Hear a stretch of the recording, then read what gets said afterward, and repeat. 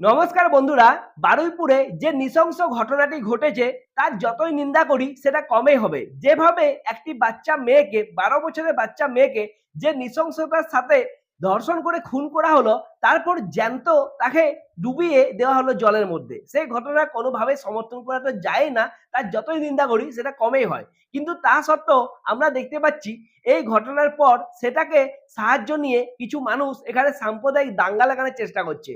কিছু তৃণমূল, কিছু সিপিএম এর লোকেরা এর পেছনে রয়েছে।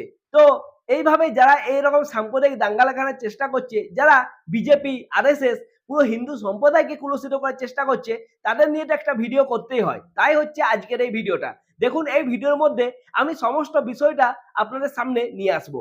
এই যে মেয়েটির সাথে যে ঘটনাটি ঘটলো, এই ঘটনাটি ঘটার পর দেখতে পাওয়া যাচ্ছে সেখানকার কিছু লোক এমন ভাবে এটাকে বক্তব্য করার চেষ্টা করছে, পেশ করার চেষ্টা করছে যেন এর পেছনে আরএসএস দায়ী।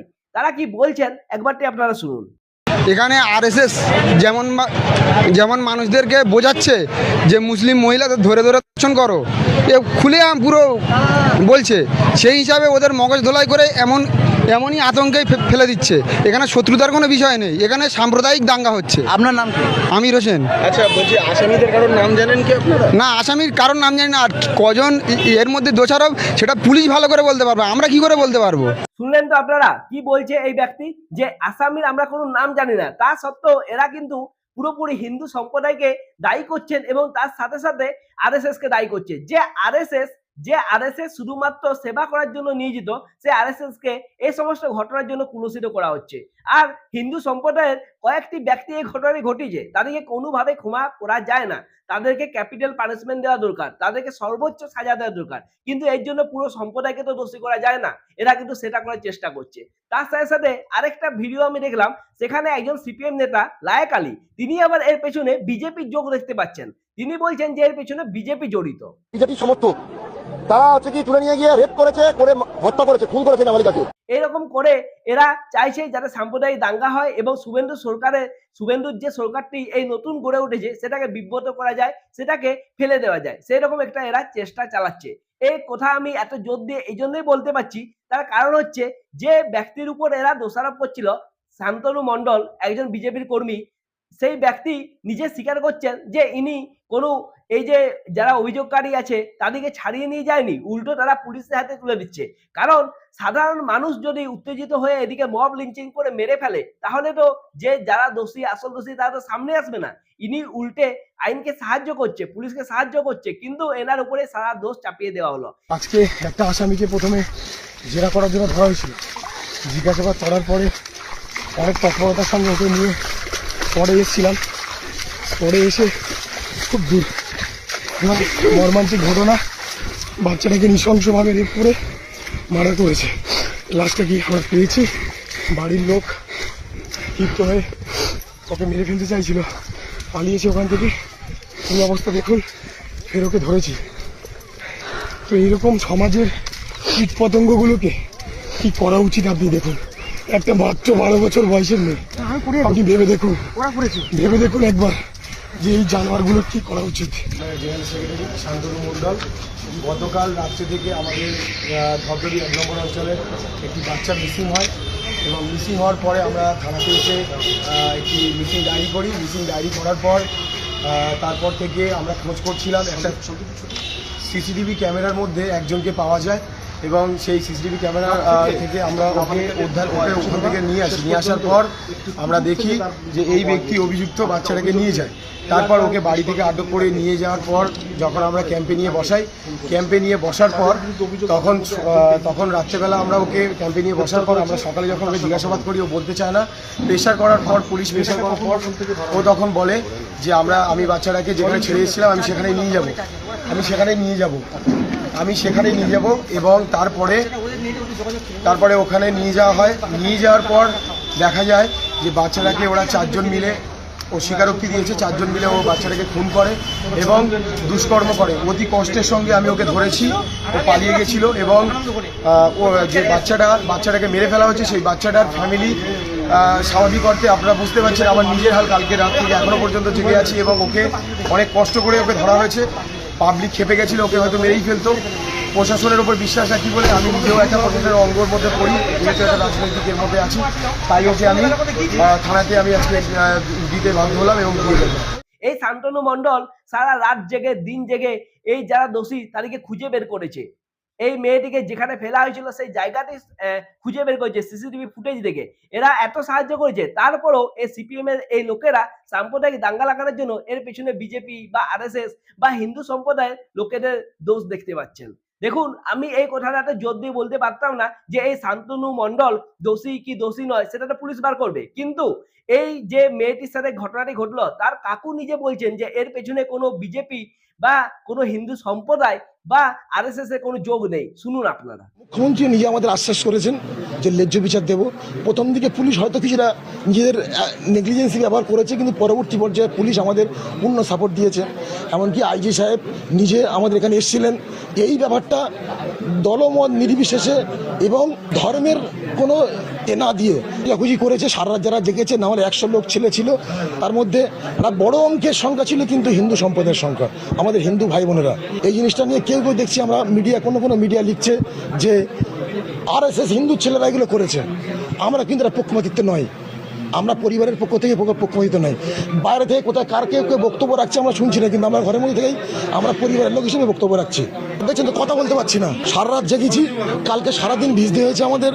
তাহলে আপনারা বুঝতেই পারছেন, যেখানে মেয়েটির কাকু নিজে দাবি করছেন যে এর পেছনে এদের কাউকে দোষ নেই, এবং কি এই যে হিন্দু সম্প্রদায়ের কথা বলা হচ্ছে না, তারা উল্টে এর সর্বপ্রথম প্রতিবাদ করেছিল, সর্বপ্রথম এরা এদের সাহায্যের জন্য এগিয়ে গেছিল। তা সত্ত্বেও এই সিপিএম, এই তৃণমূলের লোকেরা এরকম ভাবে একটি সাম্প্রদায়িক দাঙ্গা লাগানোর চেষ্টা করছে, এবং এর ফলপ্রসূ আমরা দেখতে পাচ্ছি যে আরো একটি বারুইপুরে নৃশংস ঘটনা ঘটেছে, যেখানে একটি ফুটবল ম্যাচকে কেন্দ্র করে একজন হিন্দু যুবককে খুন হয়ে যেতে হয়। তো বুঝতেই পারছেন এরকম সমস্ত ঘটনা ঘটছে। তার সাথে সাথে আরেকটি খবর পাচ্ছিলাম যে ট্রেন থেকে একজন হিন্দু যুবককে নাকি ঠেলে ফেলে দেওয়া হয়েছে।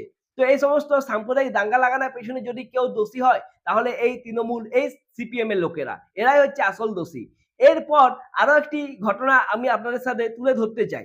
দেখুন, এই যে ঘটনাটি ঘটলো, এই ঘটনার প্রতিবাদ করতে রাস্তায় নেমেছিলেন মমতা বন্দ্যোপাধ্যায়। দিনের বেলায় মোমবাতি মিছিল করছেন আর স্লোগান দিচ্ছেন যে জাস্টিস ফর বারুইপুর। আচ্ছা, ওনার কি একটুকুনো লজ্জা লাগে না? একথা বলতে আমি বাধ্য হচ্ছি, কারণ উনি যখন সরকারে ছিলেন তখন কামদুনির মামলায় হোক, তার সাথে আরজি করে মামলা হোক, হাসখালির মামলায় হোক, সব মামলাতে তিনি প্রশ্ন তুলেছিলেন।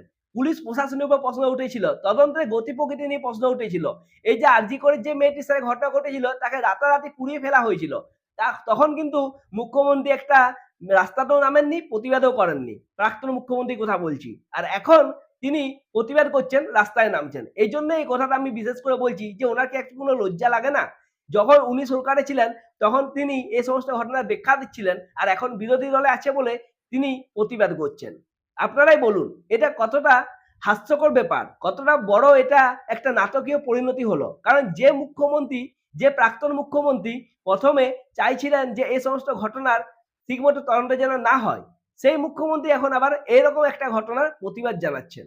এর চেয়ে বড় হাস্যকর বিষয় আর কিছু কি হতে পারে? আপনারাই বলুন। দেখুন, যারা এরকম ভাবে প্রতিবাদ করে রাজনীতি করার চেষ্টা করবে তারা তো করবেই, কিন্তু শুভেন্দু অধিকারী জানিয়ে দিয়েছেন যে যারা এই মেয়েটির সাথে নৃশংস ঘটনা ঘটিয়েছে তাদের কাউকে ক্ষমা করা হবে না, ক্যাপিটাল পানিশমেন্ট দেওয়া হবে। এমনকি যারা এর পেছনে থেকে রাজনীতি করে রাস্তা অবরোধ করেছে, ট্রেন লাইনকে অবরোধ করেছে, এবং তার সাথে সাথে পুলিশের উপর মারধর চালিয়েছে, বিএসএফ জওয়ান যারা রয়েছে তাদের উপর হামলা চালিয়েছে, পুলিশের গাড়ি ভাঙচুর করেছে, তাদেরকেও কিন্তু ছেড়ে কথা বলা হবে না। কারণ দেখুন, এই ঘটনার সুযোগ নিয়ে কিছু অসৎ ব্যক্তিরা এই সমস্ত ঘটনাগুলি ঘটিয়েছে। তাদেরকে শুভেন্দু অধিকারী কি বললেন একবার আপনারা শুনে নিন। পুরো আইজির নেতৃত্বে পুলিশ, এসটিএফ সবাই কাজ করছেন। উনার পরিবার যা যা চেয়েছেন সরকারের কাছে সেই কাজ সরকার করছে। আমি আশা করি যে তদন্তের মাঝপথে আমার না বলাই ভালো, কিন্তু এটুকু আমি বলে দিচ্ছি, পরিবার যেভাবে জাস্টিস চেয়েছেন, পরিবার সরকার এবং পুলিশের কাছ থেকে যে যে সহযোগিতা চেয়েছেন সেটা তারা পাবেন। মোট 4টি মামলা হয়েছে। একটি এই জঘন্যতম অপরাধের মামলা ছাড়া আরও 3টি মামলা হয়েছে। সম্ভবত আমি এক্ষুনি বলবো না, আমি কাউকে ক্লিয়ারেন্স দিতে চাই না, পুলিশ বলবে। যেটা মব লিঞ্চিং হয়েছে, এর পিছনে একটা কমিউনাল অ্যাঙ্গেল ছিল। রেল লাইনে যেভাবে রেলপথকে উপড়ানো হয়েছে আমাদের অতীত ইতিহাস মনে পড়ছে। 2019-এর সিএ বিরোধী আন্দোলন বা কিছুদিন আগে ওয়াকফ অ্যামেন্ডমেন্ট বিরোধী আন্দোলন। তৃতীয় হচ্ছে সিআরপিএফের 2 জন জওয়ান আহত হয়েছেন, একটা পুলিশের গাড়িকে জ্বালানো হয়েছে। আপনারা নিশ্চিন্তে থাকুন, প্রথমটার তো বিচার দেব, ক্যাপিটাল পানিশমেন্ট দেব। ওর বাবা যা যা চেয়েছে সব করবে মুখ্যমন্ত্রী, সাথে সাথেই ফোনে কথা বলেছে। তো আমি খুশি যে ওনারা আমার আস্থা রেখেছেন।